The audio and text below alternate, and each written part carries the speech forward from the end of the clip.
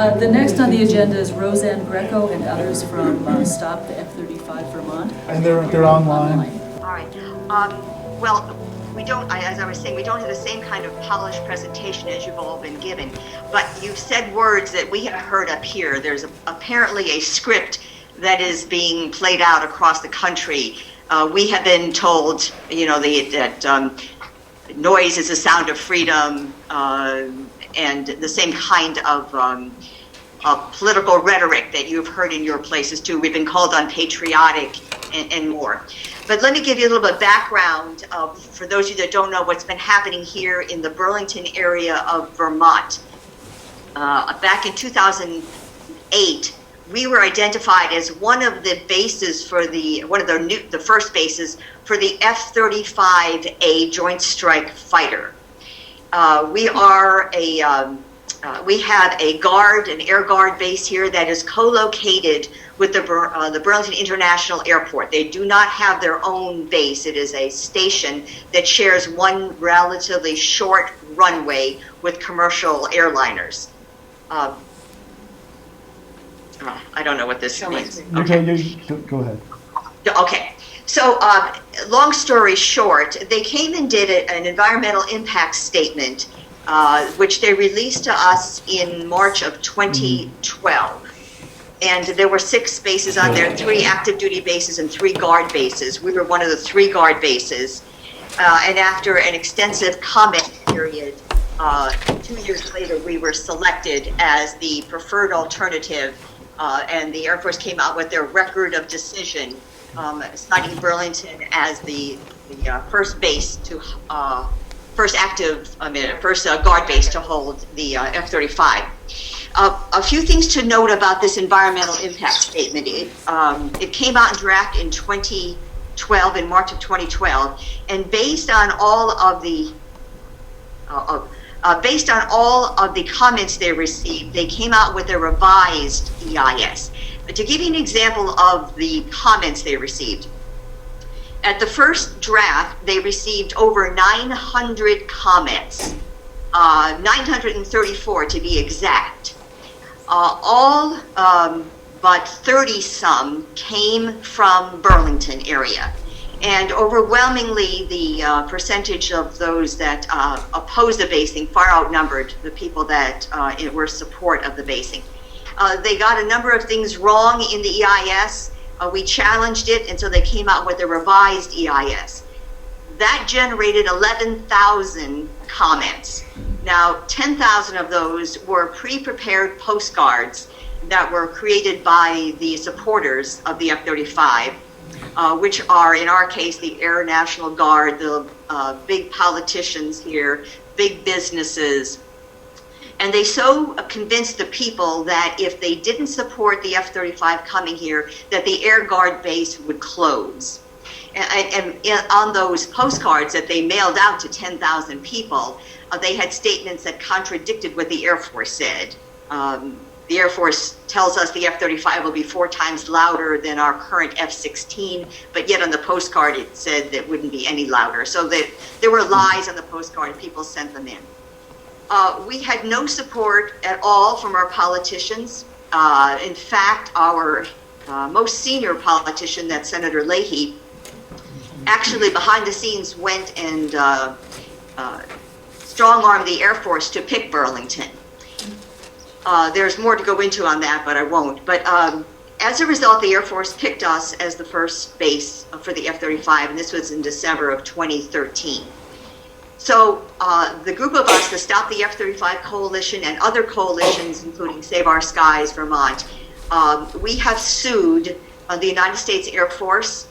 We also have a lawsuit. We sued the city of Burlington that owns the airport for failing to review the environmental impacts to our area under a Vermont statute called Act 250. That went before the Vermont Supreme Court last November. They ruled against us, but came back with a separate statement saying, in effect, we had the right to sue under another provision. The status of that lawsuit is our lawyer is now looking for a lawyer who will take our case to the U.S. Supreme Court. and that would be heard under the states' rights, federal rights basis. We are suing, the other lawsuit that's in place now is our lawsuit against the United States Air Force. Right now, we are in the process of back and forth with the Air Force. They provided us, the judge in this case, asked to see the administrative record, which is not usually done. The Air Force provided that. They gave us 8,000 documents to review, and that's we're in the we're going through those 8,000 documents right now. We have another week or so before the time is up on that to challenge the Air Force. The basis of our lawsuit is that the Air Force failed under the NEPA process. They failed to provide data they were required to provide or inadequately provided data. So that's the basis of our lawsuit against the Air Force. We have been very active over the past 3 or 4 years. I'm going to show, if I'll spin the camera around, some of the things we have done. We've had rallies, we've had fundraisers, we've had large gatherings. We created posters. We'll show you this now. Here's one of our posters that shows the area. You probably can't see it where you're at, but it shows the area around a city called Winooski, which is up at the northwestern end, and then the surrounding areas. The runway and the airport goes right to the city of South Burlington. And so we produced that to show the impact of the F-35 noise wise. By the way, the Air Force says the noise of the F-35 would affect almost 7,000 people in our area. The 2 other bases they considered, the impact would be 100 or so people. Here's another poster of an ad we actually took up. We blew up into a poster, and this, if you can't see, the title is "How Would You Spend $1.4 Trillion?" That's what the F-35 will cost in its lifespan. And I don't know if you can see it, but we cite some of the things that Carol has mentioned. After 14 years in development and testing, it still can't support ground troops. It can't defend itself from air or ground strikes. It can't hide from enemies. It uses outdated stealth technology. It can't fly in the rain or near thunderstorms. Senator John McCain is calling the F-35 a scandal and a tragedy and the worst example of the military-industrial complex. And then we show on the other side what $1.4 trillion could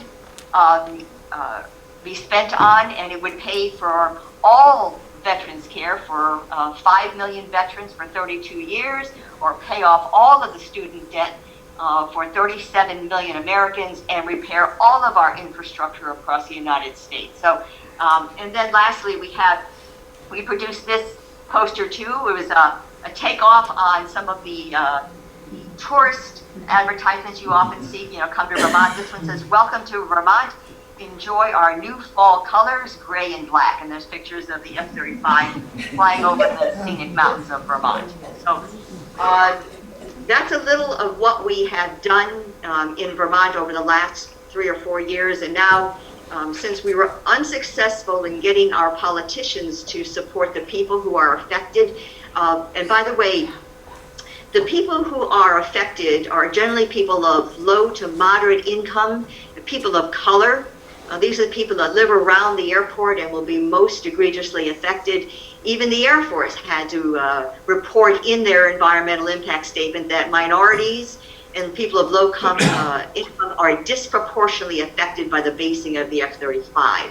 So regrettably, our politicians did not speak up for us, so we're speaking up for ourselves. So we'd be happy to take any questions, if anybody has any. One last aspect of our lawsuit.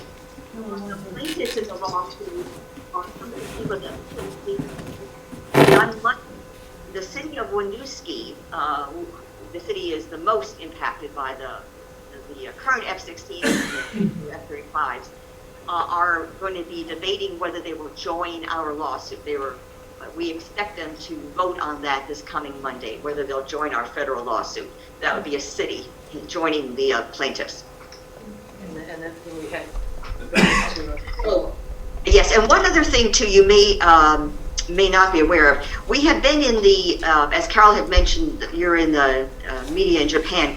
We did have a film crew from the Netherlands fly out here about a year ago or so, to maybe 2 years, because their country was debating buying the F-35. So we were on TV in the Netherlands. We also were on the front page of the Boston Globe, and the focus of that study was on, they called it fudging. It's the nicest word, perhaps. The people behind the scenes, our politicians, worked out deals, and our military worked out deals to bring the F-35 here. We were in the New York Times. We were in the Harper's blog and Vanity Fair. We were in a number of things. But next month, we are supposed to be on Al Jazeera America. They have a format somewhat like 60 Minutes. They came up here in January and filmed us for 2 days. They did a report on the F-35, and their focus of their report is on the safety of the weapon system. They reported on that in March, the safety in general, and they expect to air their time up here with us in May about the safety implications of the F-35 in our area. Thank you.